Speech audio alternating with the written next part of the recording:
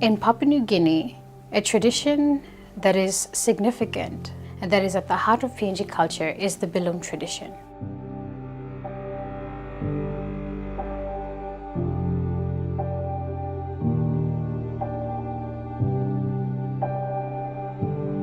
So when you say Bilum, you know it's woman, because Bilum was taken from the womb of the woman. It's derived from there. Bilum is a woman thing, and Bilum is woven by a woman. The fiber is twisted by the woman. Everything is woman. The designs are created by the woman. So when you talk about Bilum, it's a woman thing. There's designs that tell the story about women also that is in there. It talks about the weaver or the community. You can know which belongs to the Goroka people, which belongs to Hagen people, which belongs to the Upper Highlands people, which is a Morobe Bilum, which is a Medang Bilum. It's basically the brand that tells which community owns this design.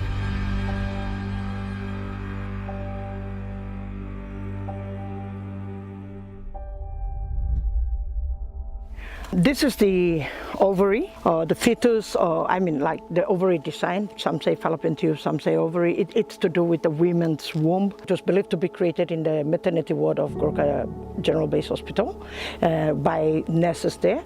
It caused a lot of talk within the town, and then the police went around getting scissors and started cutting out the Bilums, saying that why do you have to design the woman's private parts outside, and being a woman at the womb, it's a sacred place. The police went around and they started confiscating the Bilums, and then they ended up at the police station, and then they came to a weaver and they asked the weaver, like, why did you do that Bilum? And the weaver said that no, it's not the fetus. And she started saying that it's the letter D. So she had to put out the letter D to identify that, and she justified the design there. But then she had to tell them, like, you're not gonna cut my Bilum, it's my Bilum, it's the letter D Bilum. The weavers got very frightened, they didn't want to do this design, and they said that, okay, now if we're not allowed to create the DD design or the fallopian tube design, then we will create the computer design. So they named it computer. Some Goroka weavers got up and they said, okay, we're going to do the Gaisi design. So they called this the Gaisi. It started from DD, I mean the fetus, the fallopian tube, then it developed into the computer, then it developed into the Gaisi. So that's how nobody wanted to weave it again. So you rarely see the fetus design anymore because they are afraid to do that.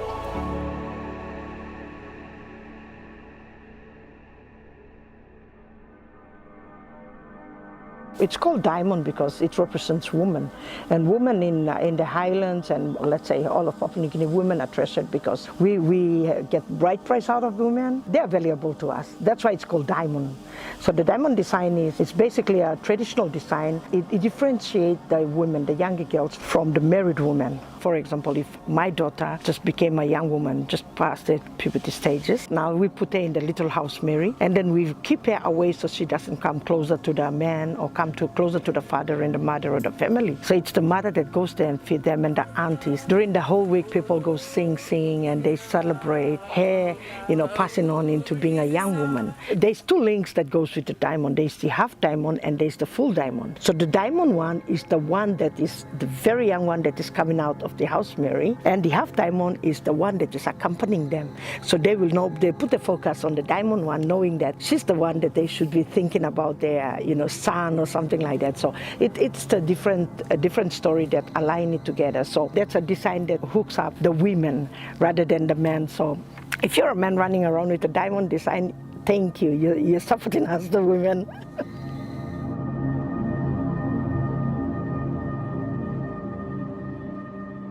This is the spider Bilum. It talks about patience, talks about do not rush in things, and you just need to take time, be patient, and you complete one thing at a time. See, it starts from the pink and then it goes round and round, so just like the web of the spider. So it connects the spider with the weaver. There's this weaver that was teaching the daughter how to weave a Bilum. And as they were weaving, the daughter, she had to twist the fiber, learn how to twist the fiber. Then she has to weave it. The daughter kind of like was tired, and then she was very impatient. So she started, sitting down, and she was looking around, and then she saw the spider up there, and then she said, "Mama, why can't we be like the spider and just finish it off? Just complete the Bilum, hurry up and let's get it out of the way." The mother got up and then said, "No. You cannot complete it in one day. The spider can complete the web in one day, but for you, you need to be patient and you need to complete it. It will take you weeks, days, months to complete it. It depends with your speed, but it is better to be patient, and you need to know that man, you marry. Lainim lo walking Bilum." So that was how the spider web was created.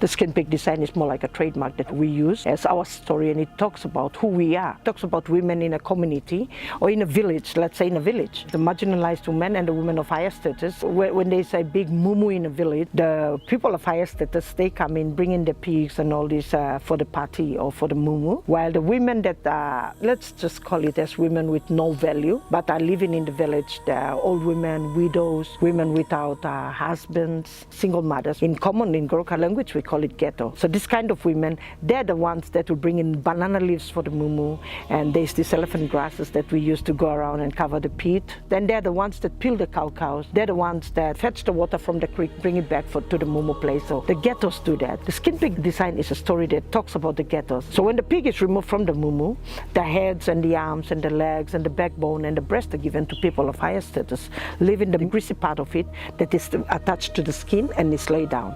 So they then get knives and then started cutting it up into square. They cut it up into square like this.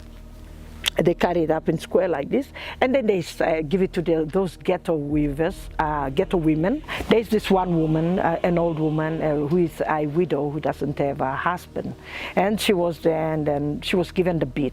Then she had the bead, and then she was sitting by a round house, the round hut, and she was sitting there, and she was watching all those people dancing and singing and celebrating. And she started singing and chanting, and she was saying like, "I really want to eat some meat, but I can't have that meat. Who will give it to me? I'm left."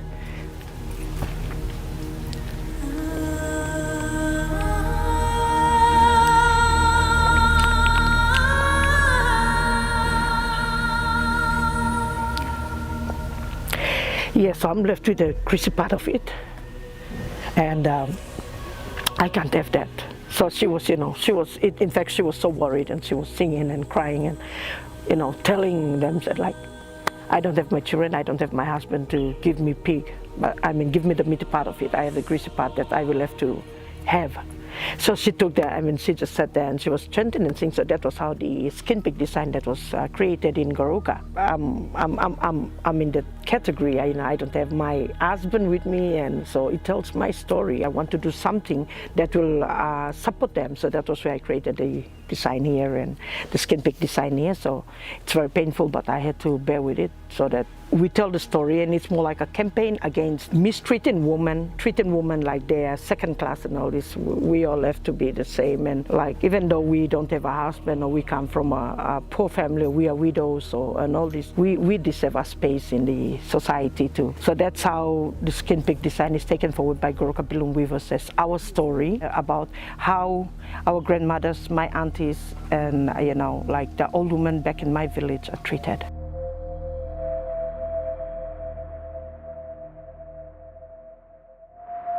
The mountain Bilums, it tells the story of women that live in mountainous places, that do their gardening and go to their, like in Tok Pigeon House Speak.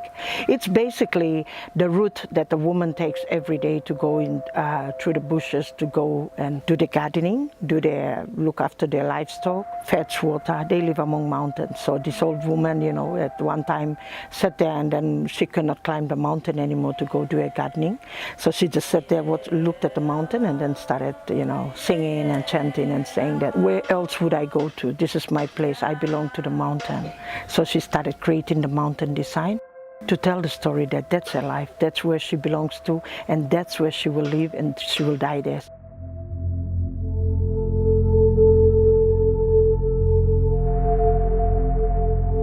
When I left my husband, I left everything and I walked out with only 8 kina. I had little children who were basically small, and I had that 8 kina and then I had to think about feeding them. And I was ashamed to ask my family and friends to help me because already at the time I was popular being the Bilum Mary, and then so I basically was like bankrupt and doing nothing.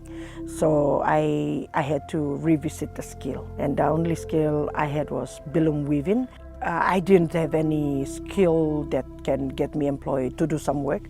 If I can do Bilum dresses and all this and Bilum, and then I'll do that. I made my life through that. My journey started again. The women that I collect now and that work with me in the network are women who are marginalized. The community think that they have no value. The women, they think that they run around the streets and they are problem women and all this, but no. This woman, a real woman, because right now these women are selling their Bilums, they're exporters, they're taking care of their family, they're educating their children. They get the money from the Bilum, they're educating their children.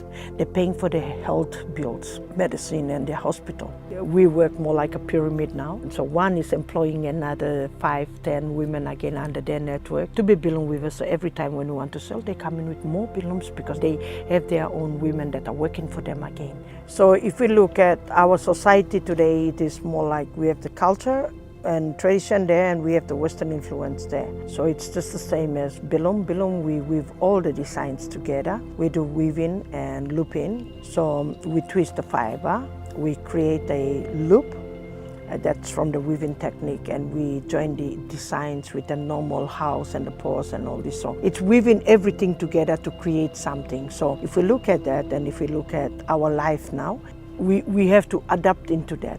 Have the traditional there and the Western there. So if we put them both together and blend it together, and if we want to move forward, we have to stand united together. It's just like weaving the Bilum. We create a bag from weaving together. We start from the bottom, we weave it all up together, and we finally have a Bilum bag that can contain something in it. So it's just like in a society today. If we put the traditional and the cultural beliefs together and objects together and work together with our modern society, then we will create something that has got something in it. You see, it's a nation that we will build, and as the saying goes, united we stand, divided we fall.